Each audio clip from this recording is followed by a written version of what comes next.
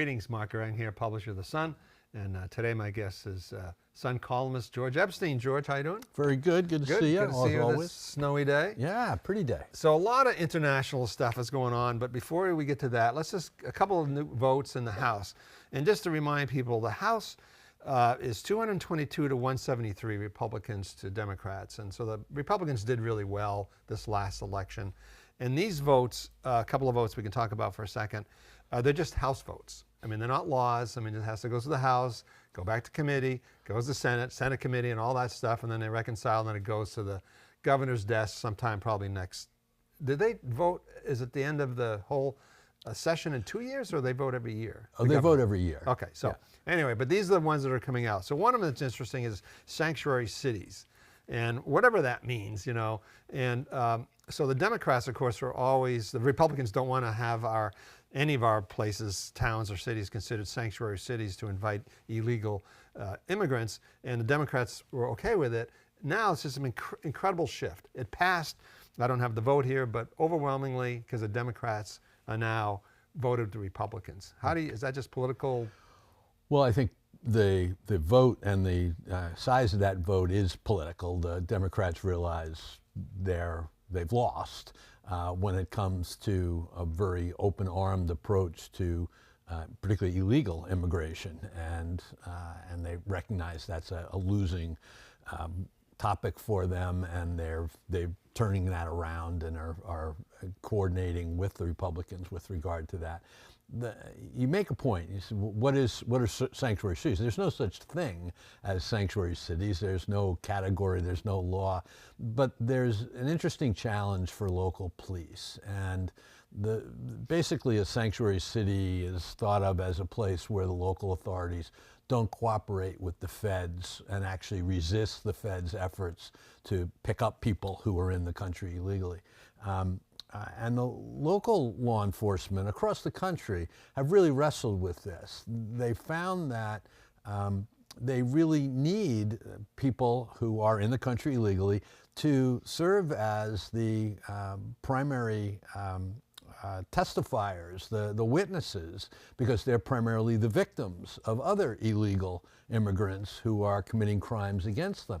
And in order to get the illegal immigrants to come into court and to testify against their fellow illegal immigrants, they can't have a bunch of ICE people standing at the doorway ready to pick them up. They're not going to testify. They're not going to be able to convict the real criminals who are here. And so the law enforcement people are really struggling. They don't particularly want ICE folks around their courthouses. They don't want to be a constant threat to well-behaved illegal immigrants because they need their help in order to get testimony and convict the criminals who've come into the country illegally. So I think it's kind of an interesting topic. It's one that's not best addressed by the federal government. It's much better addressed by local governments, but the whole sort of general concept of sanctuary cities and we welcome you as illegal immigrants, that's a loser for the Democrats, and they're putting it behind them. Yeah, I know. It just seems like a little too politically convenient to switch that much. You know, I mean, you could vote on a losing cause and still, you know, be consistent with your democratic values. I'm a little disappointed in that. I mean, not that that I'd be disappointed with any side that flip-flops like that. I kind of disagree, I guess, a little bit. I think that the Democrats' creepier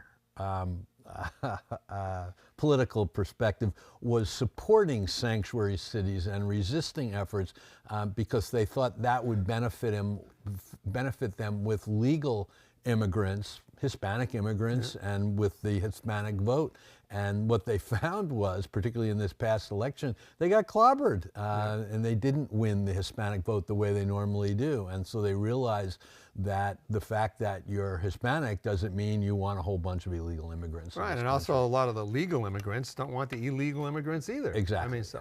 And the other interesting one that's sort of pertains here locally is on real estate.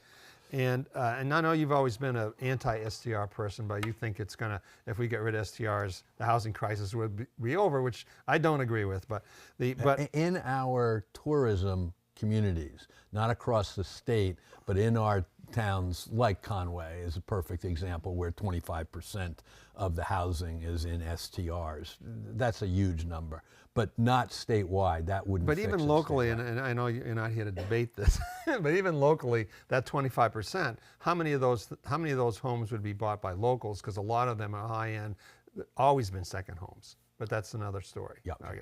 Okay. But what the House has done is that if you're and another reason why one would say could argue that there's less long-term housing is that the landlords are tired of renting to people who are long-term trouble. You know, you can't evict a tenant. I mean, it's an awful situation for responsible landlords. So what the Republicans have passed, and it passed the House, again, it's only the House now, is that when a lease ends, the landlord, the owner, could just basically end the lease and the tenant has to move out. And Democrats are saying that's an eviction, which, you know, that's like saying, you know, a contract ends in your business and all of a sudden you did something wrong. I mean, it's just not true. Fixing the housing shortage on the backs of landlords is wrong. It's not going to succeed, not in any type of long-term basis. And if in fact that's the Democratic position, I don't see how that's justifiable. I think most people recognize the lease. It has a time limit associated with it. At the end of that time limit, the landlord has every right to say, well, thanks, it's been a pleasure, goodbye. And the fact that you've rented a place for a year doesn't give you unlimited continuing access to that location and a right to rent there. I think that cities that have used rent control and methods like that in order to make low-cost housing more available have generally found it just doesn't work. The market makes that very difficult. You wind up with landlords who are skimping on the quality of maintenance and so on because they can't raise the rents on people. You have the value of the properties declining because no one wants to buy it as a rental to be a landlord because it's such a crummy gig being a landlord in those places where those controls are in place. And places like New York and San Francisco and so on that had very liberal policies with regard to that imposed upon the landlords have not had their problems resolved by putting those in place. So no, I think most economists would tell you that putting the burden of fixing the housing shortage on landlords and having them eat bad tenants, bad paying tenants, destructive tenants, and so on, it's not a solution to the housing shortage. All right, so your column this week was you delved into the world of our country and where its place in the world, and you submitted it, and you have a number of examples in there which we can talk about, but you submitted it the day or the day of or the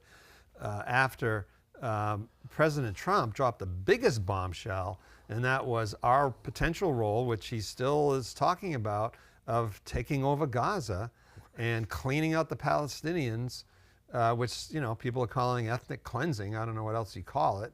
And you know, for the president, for literally even going back in his first term saying we got to pull back and, you know, America first and all that, to really go into Gaza, to me, it's almost like making Iraq look like a cakewalk. Well, it is ethnic cleansing. It's the very definition of ethnic cleansing, to take a particular people and force them out of their homes and the region in which they live. And it's illegal under international law. The entire world would speak out against us, and it's absurd. I mean, it's just stupid. Having said that, buried in that topic is the question of the role of the neighboring Arab countries. And somewhere in there, Trump referred to Egypt and Jordan holding these 2 million Palestinians for 20 years while the Gaza was rebuilt. And so we'd have our Riviera there. I think the question, though, is interesting. For 75 years, the surrounding Arab countries have not played any productive role in working with the Palestinians. They want nothing to do with the Palestinians. They're dictatorships, those surrounding countries, and they don't want a bunch of young, rebellious, gun-toting Palestinians in their borders any more than Israel does. They're just not a desirable group of people to have on board. And so they've not been part of the solution. And that raises an interesting question. For me, there is no long-term solution with a Palestine that's divided into pieces, where you have Gaza on one side of Israel and the West Bank on the other side of Israel, Israel running down the middle of those two places. You're never going to have a united Palestine in that particular situation. You have no chance for a two-state solution. And I think if you step back a little bit and you look at 75 or 80 years ago, and you say these were colonies of England and France, and indirectly of the United States, since we were taking whatever oil we could get out of the area. And the lines that are drawn on the map around there, the lines for these countries I just mentioned, including Israel, are just random lines. And the solution, if there is one, to creating a stable region there is to look at those lines and say, maybe these have to be redrawn a bit. And it may be that a piece of Jordan, the East Bank, needs to be joined with the West Bank in order to create a more contiguous Palestinian enclave. And that maybe Gaza and Egypt have to share some land. Clearly, Egypt doesn't want them in. They built walls, won't let them out into Egypt as refugees. And I think someone stepping back and taking a look at that region and where those lines are drawn might be what it takes to ever have some long-term solution. And I wouldn't want to be the guys in the room moderating that discussion. No. Madison town meeting's tough enough. And just as a little bit historical reference, I mean, after World War I, I mean, that whole area, a lot of it was Persia at some point, right? Yeah. And after World War I, they carved up Iraq and Iran, and they're nice. A lot of those are nice. Those boundaries are nice square lines, because it was just like making Montana and Wyoming. You know, just went on a map. And then in 1948, that's when Israel was created, right after the war and the Holocaust. And basically, where Israel now was that's where the Palestinians were, right? Who occupied that land before the Israelis were there? Well, it was about 1/3 Jews and about 2/3 Palestinians. You'd had the Zionist movement that started in the early 1900s, late 1800s, and you had Jews moving to that area who were being chased out of Eastern Europe, like my grandparents and great-grandparents, and suffered pogroms.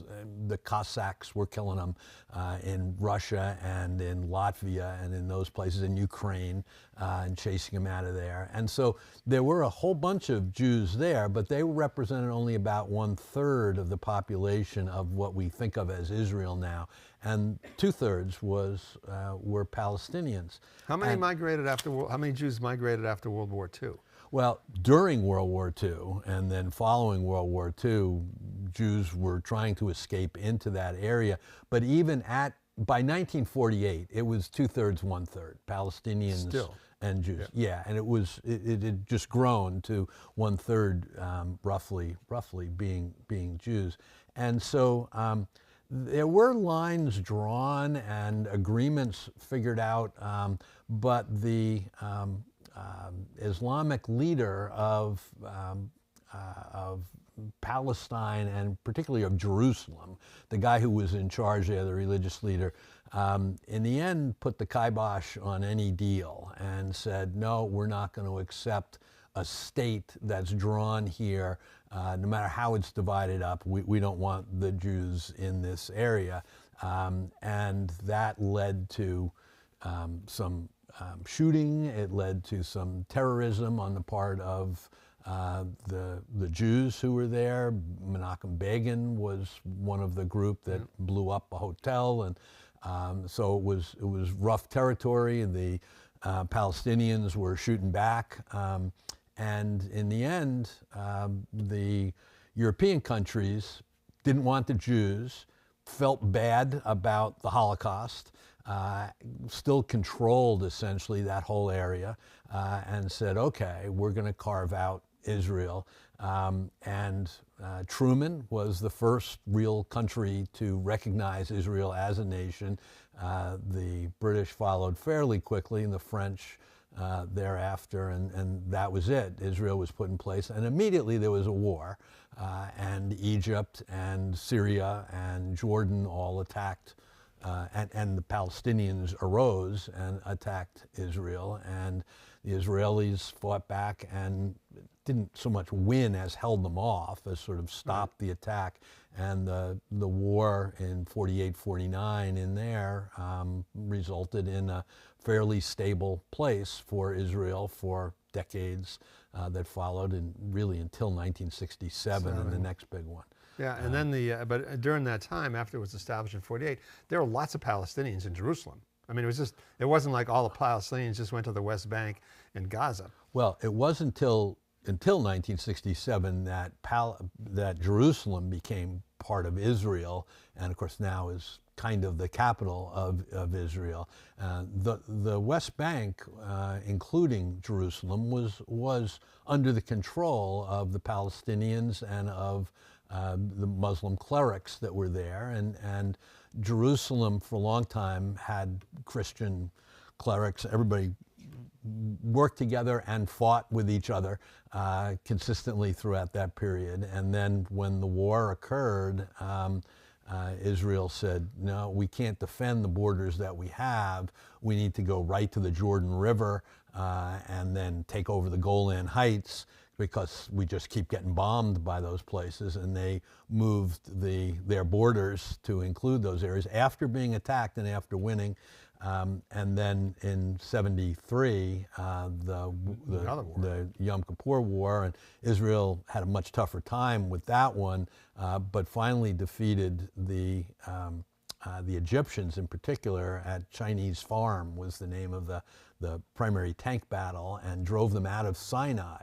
And then, of course, it was Carter and Begin and Sadat who got together and said, okay, Israel will give us back, Egypt back, the Sinai, which was a huge area that no one particularly wanted, but was a huge area, and they gave back the Sinai to Egypt, and the United States said, we're going to give billions of dollars to Egypt forever, which we've been doing, and Egypt, you're going to be nice to Israel, and pretty much they have. So, I mean, your idea of just like chopping off a little bit of Jordan or something, I mean, is that a George Epstein brainstorm? Pretty much. No, it's not. I mean, it's a sovereign country. It is, and but they also have their own problems with Palestinian settlers there. They've done a good job keeping them out, but the pressure continues.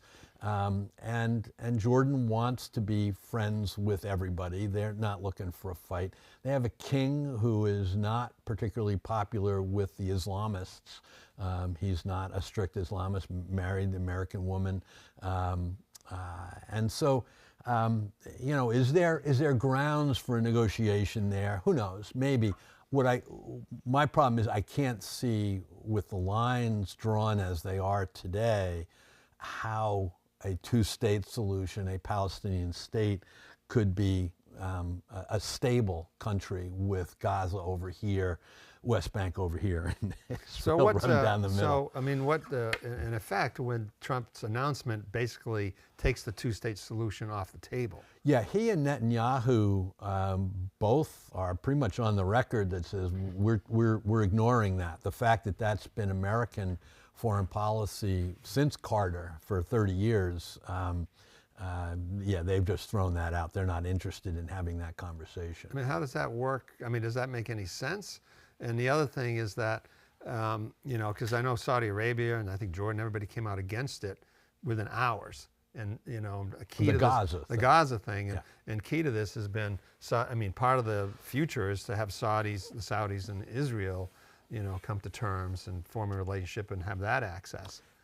So, So yeah. So what about that? And then the other piece is that I mean, how do you explain, or can you explain? And you think it's a good idea taking over Gaza, our country? No, it's stupid. It's illegal in any basis in international law.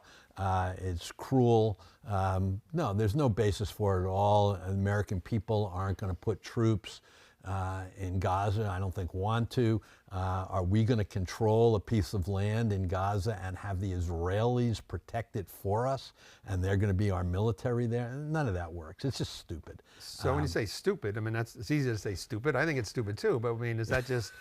I mean, I think it's surprising when you read about it. Like even Trump's closest aides were going, "Uh-oh." Yeah. You know. So I mean, he didn't do it on the back of a napkin. It came from somewhere. No, I think he did do it on the back of a napkin. He might have had a conversation with Jared, who has floated this idea a few months back. The Riviera. Because he always, I mean, the other thing that was a little bit, upsetting or quirky is that he was talking about Gaza like it was a resort. Like we're going to make it rebuild it and blah, blah, blah, and it's going to be great, and it's a Riviera. I mean, it's got a nice beach. It's 2 million people. That's what it is. Yeah, beach, swell, but it's 2 million people. And the United States of America, goodness, I hope, does not simply dismiss the existence of 2 million people for whom that's their home and tell them, well, you have to leave for 20 years and when you come back it'll be nicer, but you probably won't be able to afford the beachfront properties anyway. Yeah. So overall, I mean, your point of your column is that maybe our foreign policy is a little adrift. I'm not just talking about Trump. So, but give the overview of that. Okay, so you and I are roughly the same age. So in 1947, 48, the Iron Curtain came down and the Soviet Union became our enemy and the Cold War began, maybe even 46 and 45. And while we fought together in World War II, that ended immediately and we were enemies. And so essentially the world was divided into communist and non-communist countries, and the unaligned countries were fought over by the Soviet Union, by the United States, and our various allies. So it's clear. And it was simple, it was clear, and our foreign policy was to contain communism. George Ball and the other secretaries of state, Dulles and other, Kissinger and so on, that was their role, was to maintain that contained communism. And so we fought the Korean War and we fought the Vietnam War. We overthrew governments. They did too. And so Guatemala and Chile and Nicaragua were all places of fighting. All over Africa, constant fights that were there. But there was relative unanimity. Democrats and Republicans said, we all agree we want to contain communism. We want to stop the spread of communism. Different tactics, different approaches, pro-Vietnam, anti-Vietnam, but the general agreement was, let's stop communism. We want to defeat communism. And so when, in particular, Reagan's crazy Star Wars thing, and he started spending billions and billions of dollars to create a shield that was never going to work, that was going to protect the United States from intercontinental ballistic missiles from the Soviet Union, drove the Russians crazy, the Soviets crazy, and they said, no, we can't allow this. Once they can do that, then they can bomb us into oblivion, and we can't stop them, and so on. And so you can make a good argument that the Soviet Union essentially bankrupted itself through defense spending in an attempt to offset American defense spending. Their economy was collapsing anyway. How much of it was specifically a result of Star Wars, who knows? But their economy collapsed. So it's 1989. George H.W. Bush is president. He had no clue that the Soviet Union was about to collapse. The Berlin Wall comes down. And America has no idea how to react to that. What's going on here? And so while we all had this unanimity up to 1989, that came to a halt. We no longer had any foreign policy. What are we doing here? We're the only superpower in the world. We are still want everybody to be our friends, but we also want things to go exactly the way we want. We want nothing but democracies, although we don't really want democracies if they're not our friends. So when the Sandinistas won in the election in Nicaragua, you had Reagan and supporting the Contras that were a right-wing a bunch of soldiers from a right-wing dictatorship, and he trying to overthrow the elected folks like Allende in Chile. Yeah. We started overthrowing democracies that we didn't like because they didn't elect the people we wanted to have. And Reagan got in trouble with it. And Reagan got in trouble for it. Kissinger became hated around much of the world because of Chile. And you had Greece was in play, and you had some rough stuff going on. In the end, nothing was ever resolved. You had, I think probably the most interesting period was what's called the Arab Spring back under Obama when Hillary Clinton was his Secretary of State. And all the Arab countries, pretty much all of them, had uprisings because they were primarily dictatorships, kingdoms, and so on. And the people in those countries wanted to overthrow the governments there. Well, they were generally dictatorships that we got along with pretty well.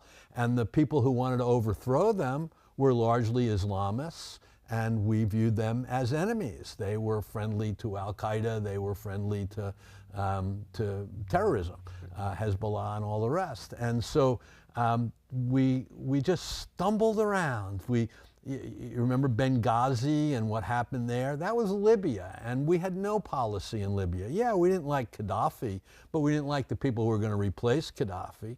We didn't want the people who were going to overthrow the Kuwaiti royal family or the Saudi royal family or the United Arab Emirates leadership. We got along with those people, and they were selling us oil. Yeah, but didn't we? I mean, in the meantime, and you've done a great job capitalizing history since post-war history, but we had 9/11. So what replaced the communism was radicals, Islamic radicalism. So that was our common enemy, wasn't it? That's perfect.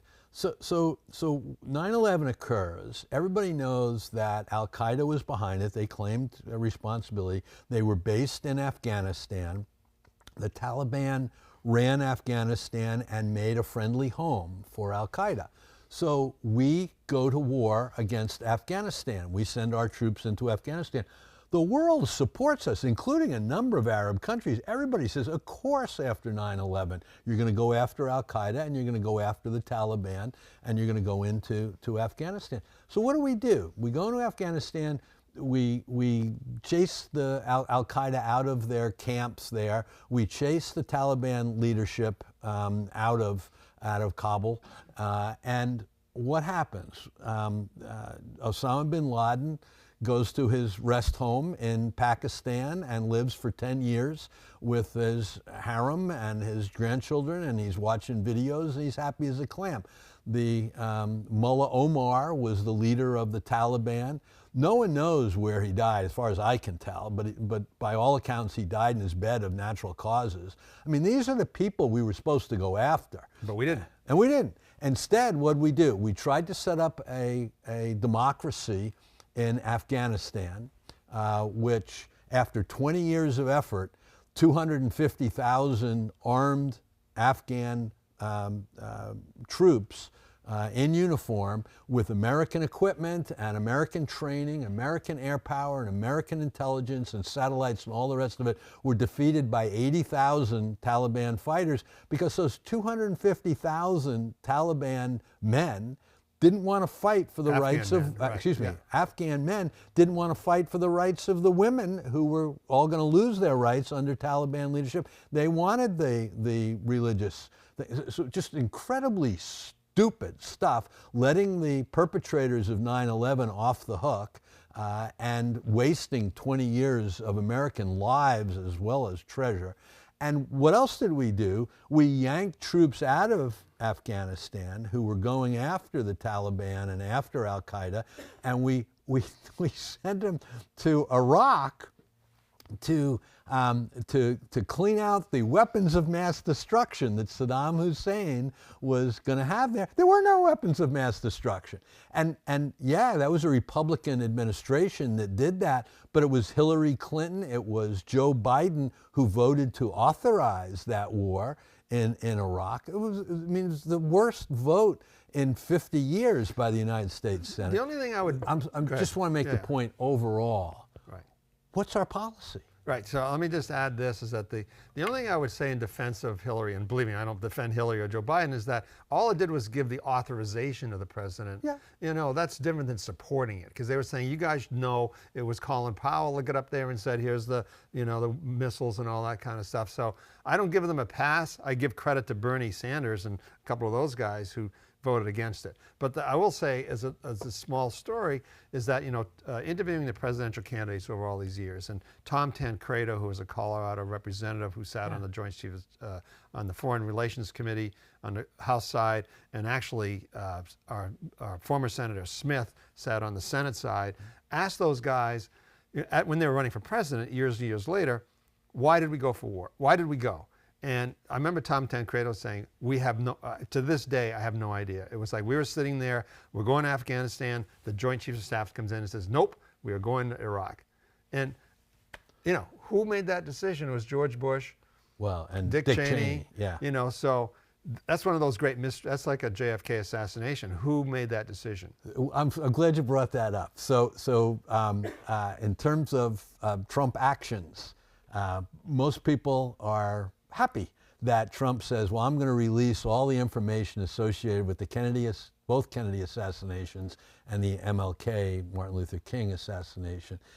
We don't know if he really will or not. If we get more information, swell, but we don't really know if they're releasing it all. What are they not releasing? And there are two things that he's not releasing. Number one is the justification. What was it that Hillary Clinton and Joe Biden went into that room and saw that told them, yeah, there were weapons of mass destruction? Because we don't know. We never saw any intelligence that justified the war in Iraq. Why did we go to war there? So that's number one. And the other one is 9/11.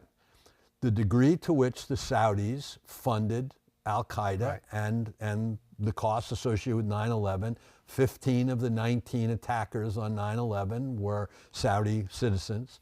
And we have no public information. I shouldn't say we have no. We don't have the secret report that was put together. This stuff isn't a week old or a year old. This is 20 plus years ago.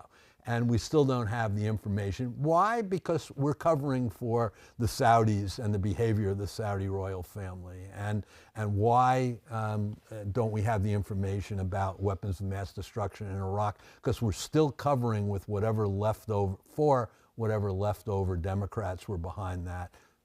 Supportive of that. They weren't the ones behind it. All right, so we're really kind of over time, but in a couple minutes, what's your thesis statement on this, where we are now in the world?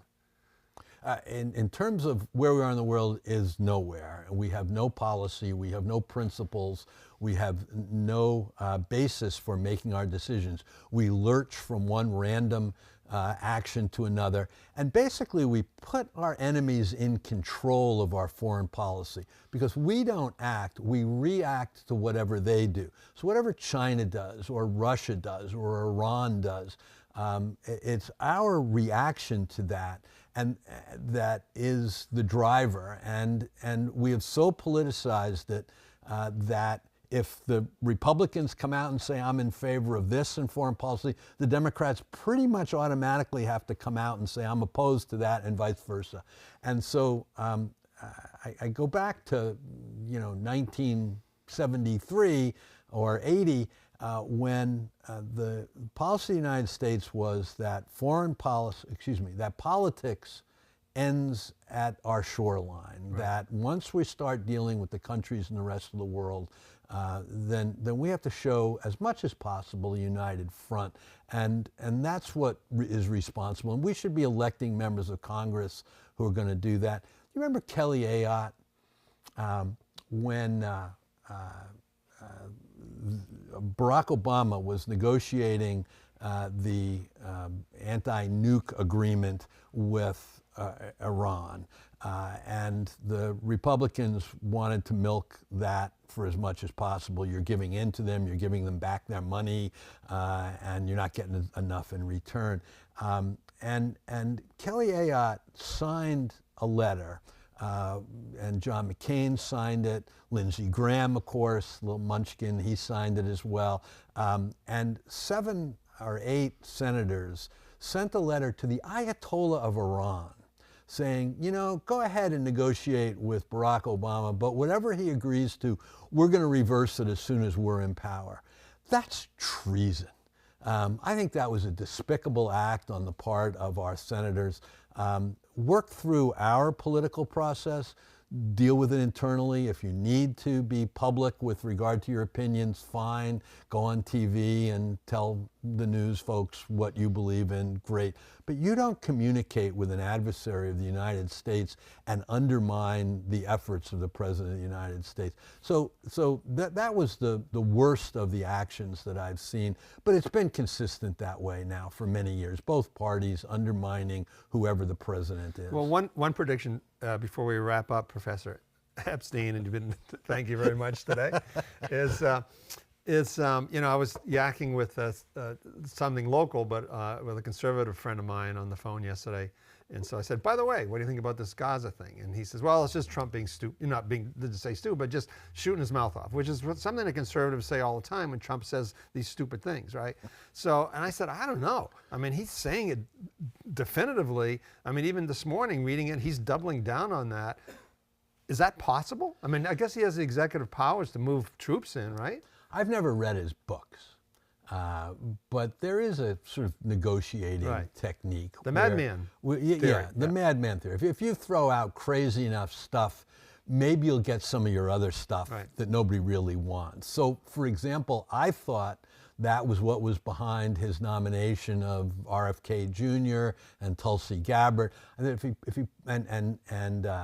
Matt Gaetz, throw a couple of the wolves. Throw the crazies out there. There actually might be, a couple of them might wind up being in our cabinet. And that may be part of it, what he's doing here with regard to Gaza.